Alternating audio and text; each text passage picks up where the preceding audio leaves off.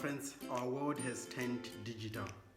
While this has made communication much easier, the increased availability of the internet on our phones, on our laptops, in most places now with Wi-Fi, and the ever-growing number of social media platforms has made sexual purity even harder.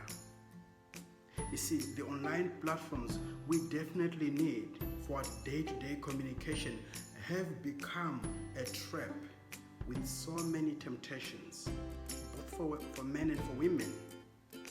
How then do we fight the good fight of sexual purity, especially in this age, the digital age we live in?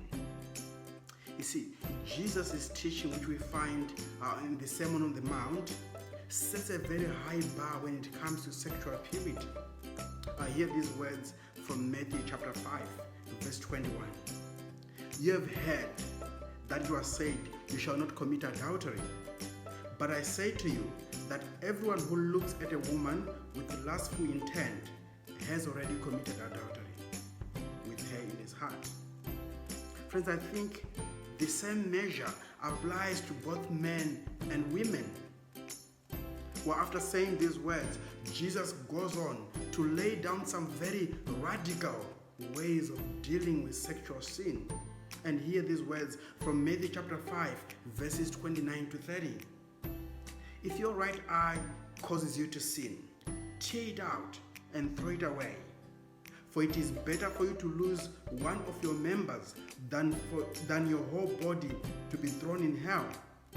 And if your right hand causes you to sin, cut it off and throw it away. For it is better that you lose one of your members than your whole body to go into hell. So friends, how then do we fight this good fight for sexual purity? Here are some suggestions from my reflection thinking about these words of Jesus. Firstly, be radical. You see, Jesus is not asking that Christians literally cut off their arms or gouge out their eyes to remain sexually pure. However, the extreme examples or illustrations that Jesus is giving here, I think he's asking that we take radical measures to deal with sin. I don't know what it looks like for you. I don't know what measures you need to take so that you can stand pure in this age. Maybe it is setting up some clear boundaries when it comes with dealing with people of opposite sex. Or maybe for some it may mean removing some certain applications on our phones which tempt us and compromises our sexual purity. What is it that you need to radically do today? Jesus is asking them to say, it's better for you to lose your arm and save the rest of your body. It's better to lose your arm. It's better to lose a certain privilege so that you may remain pure. You may remain sexually pure. So what radical measure do you need to take today? Secondly, be accountable. You see, one preacher once said, you are most vulnerable to fall into sin when you think you are strong enough that you will not fall. You see, when you trust yourself too much, then the danger is very high. You see, the only sinless man who ever walked on earth is Jesus. You and I, we need to set up accountability systems to guard our hearts, to guard ourselves from sexual sin. How do we do so? Well, there are many ways we can do this, but for starters, if you're married, you could decide and agree to be open with your spouse about your struggles, about your thinking about this area, and come to set up helpful measures together.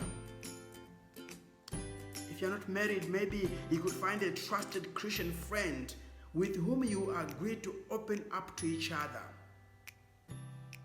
It may be helpful to make it a principle in life to have people, trusted Christian friends, that you give permission to ask you the hard questions when it comes to this matter of sexual purity. Time and again, we read of our famous Christian leaders, pastors, who have fallen into sin.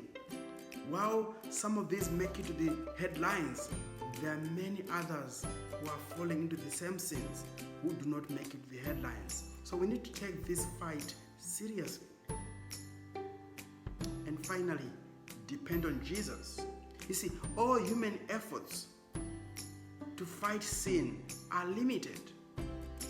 While we need to be radical in this fight for sexual purity, remember that Jesus came to disarm the devil, to deal with our enemy. And our fight is futile if we depend on ourselves. But our fight is victorious if we daily depend on Jesus, who has already secured victory for us when he defeated the devil on the cross.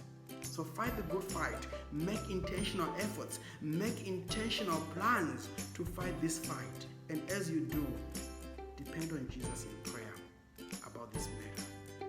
Let us meet again next week for our weekly devotion. Until then, fight the good fight.